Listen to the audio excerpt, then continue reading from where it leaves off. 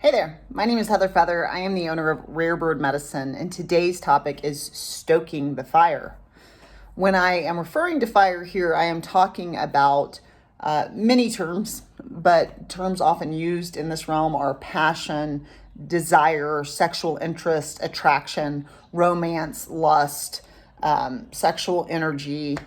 I'm talking about the fires of heat and desire and interest that can occur between two people that can move them towards potential romantic connection. And I'm thinking about this lately because I had a very wonderful gentleman that I met in the past week or two in the produce aisle, which is a super cute way to meet somebody. And he was bold enough and brave enough to ask for my number and smart enough to do it in a polite and gentlemanly way, and certainly did garner it. And we've been talking and enjoying one another's company, and it's just been lovely and delightful. One of the things that I really love about romantic connection or sexual interest or desire with another being, one of the reasons I've always been drawn towards relationship is not only this desire to express my loyalty and my devotion, the desire to express my tremendous heart, the amount of love and nurture and care that I have to give, and the opportunity to devotedly serve and love somebody with, their body, their mind, their heart, their spirit. But it's also this piece of intimacy. Intimacy is me seeing into another person and them seeing into me. And it's really this like reflecting point we get to have with one another.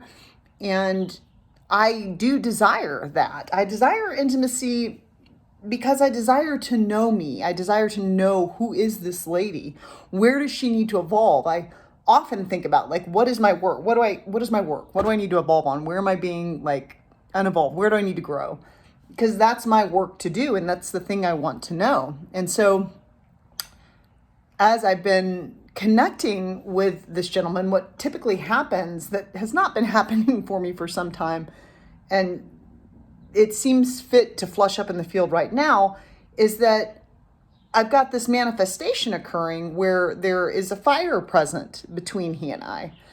And there is an awakening that happens for me as we both stoke this fire. I see that passion as a fire. And it's a fire that two individuals are both equally responsible to stoke and keep the fire warm and keep it, a thing that serves both parties. A fire can burn too hard, too fast, too bright, and it can burn out. It can just like destroy a forest and burn out. And a fire can go out. Fire is fed by air. Fire is fed by the air that we feed it. Air is, as a symbol, universally represents thought and mind and communication and conversation. So we can stoke these fires from the things that we say to one another, from the words that we choose, from the words that we use, from the lack of connection we might find if we don't communicate, if we don't express, that the fire pitters out. Because a fire requires engagement for it to remain at a healthy, functional place. And so one of the things I appreciate about this gentleman is he's a great communicator. He is someone that can speak in paragraphs. Not everything's an acronym. He can, have a conversation. But one of the things I've known about myself prior to even meeting someone new in my life is I have identified myself as a sapiosexual. So even though I can have physical attraction or sexual attraction to another person, a sapiosexual is someone that is attracted to intelligence. So that the fire of a physical attraction can very quickly pitter out or be put out with lack of proper air or mind light attention, or the attention to hold a conversation, or the depth and profundity that one could potentially bring to a romantic interaction. What type of a conversationalist are you? What types of words do you use? What types of stories are you bringing into my awareness? And do I find that stimulating? there are many that identify as a sapiosexual. And if you only feed in the fire physical heat and desire, you might find that lack of communication, lack of conversation, lack of connection prevents the fire from getting enough air or mind, conversation, thinking, speaking, to keep the fire alive, especially if you're engaging with a sapiosexual. So I'm grateful that that component is present in what's currently unfolding in my life. One of the things that I've also noticed that I realized about myself, and I don't know the word for this. If you know the word for this, by all means, whatever platform you're watching this on, please put the word in the comments so Heather can learn. I love to learn. But like a sapiosexual, I'm an emotional sexual, and that I don't just seek IQ, I seek EQ or emotional quotient or emotional intelligence in the person. And I seek heart behind what they say. So I've had a lot of entities throughout my life that only speak to me in a sexual way. Everything is very form-based. It's not content-based. First of all, it's not content-based in conversation. So conversation just always revolves around form, what things look like, what they look like, what I look like. It never goes to content or concepts or stories or conversation beyond our physical form and attraction, which I can find rather droll and boring because of the sapiosexual component. Additionally, if there's no heart involved, I seek intimacy. I see into you, you see into me. And it's a mirror reflecting point when you connect with another being. You are merging many different fields, not just sexual fluids could exchange if you become sexual partners, but also energetic cords can attach. There are many layers and levels under which two-leggeds can come together and come into union, and it can merge a lot of different energetic dynamics. And one of those is physical, one of those is mental, another is emotional.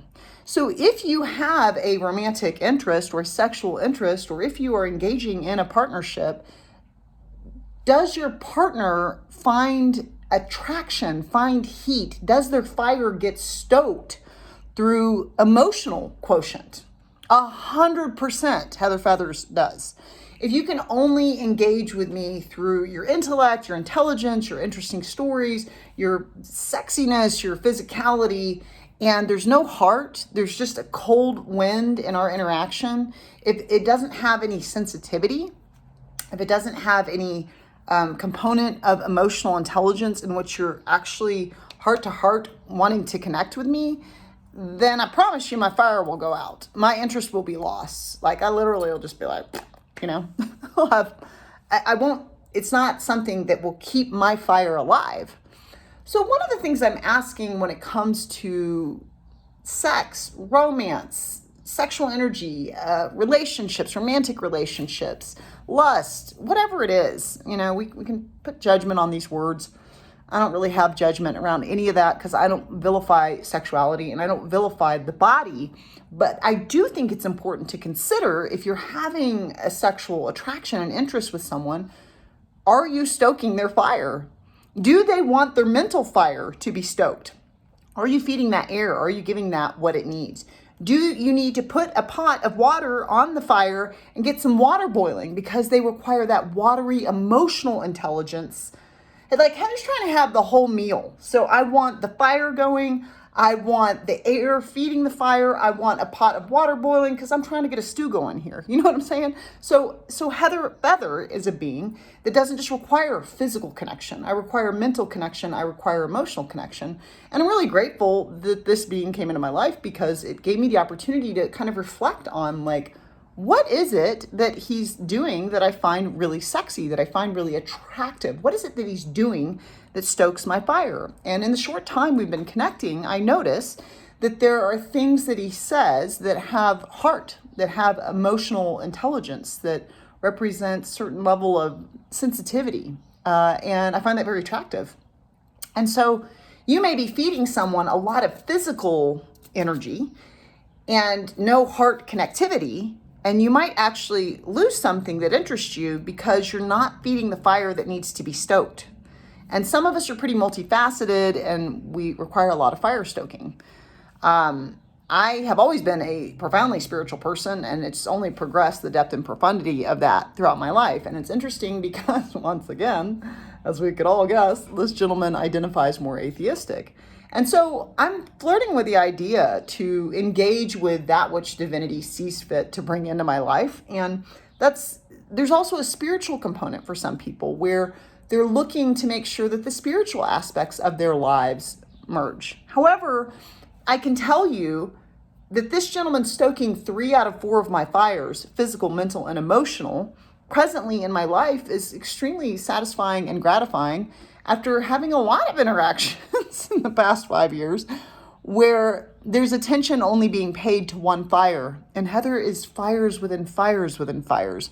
So to have somebody that has the depth, the grace, the development, the evolution in their being, that they have the capacity to stoke, keep activated, keep awakened, keep at a healthy pace, 3 out of 4 of what I would call the foundation of being, physical, mental, emotional, and spiritual. There are many teachings throughout all time that you can go to through many different cultures and people that talk about physical, mental, emotional, and spiritual health. Now, one of those certainly doesn't fit under a microscope and is more content and less form-based. Physical is always form-based. There are aspects of mental and emotional that are form-based and can be tested. You can look at Heart Math Institute around what we can look at around the heart of things. You can look at IONS or Institute of Noetic Sciences around the studies we can do around consciousness even, conscious awareness. And physical has always been form-based, but spiritual is content-based. And actually, mind and heart can also be content-based in addition to form-based. So some of these other aspects of being are, less conducive to fitting into the scientific method. Doesn't mean that they don't exist, because we have volumes of millions of weight of evidence of experiences that people have had in the spiritual. So we can throw the baby out with the bathwater and pretend like that doesn't exist, but millions and millions and millions of people for all time have had spiritual experiences. And so one of the things that's good to look at when it comes to union with another is, are your fires being stoked? What are your fires? I have no judgment. I think so long as consent is present, then sexually, physically, mentally, emotionally, spiritually, if you choose to engage in a sexual connection, it's helpful to be clear about what you seek. It's helpful to be honest about what you seek. If you are polyamorous and you don't seek monogamy, it's helpful to be abundantly clear about that, because you can find someone else that's polyamorous and not engage a person that's monogamous and therefore be at a non-match layer, because that's not a match. And so it's helpful to just be really clear, And I recently had an ex do that with me, and I'm really grateful that he is aware of who he is and he's able to deliver to me his truth. Like, thank you.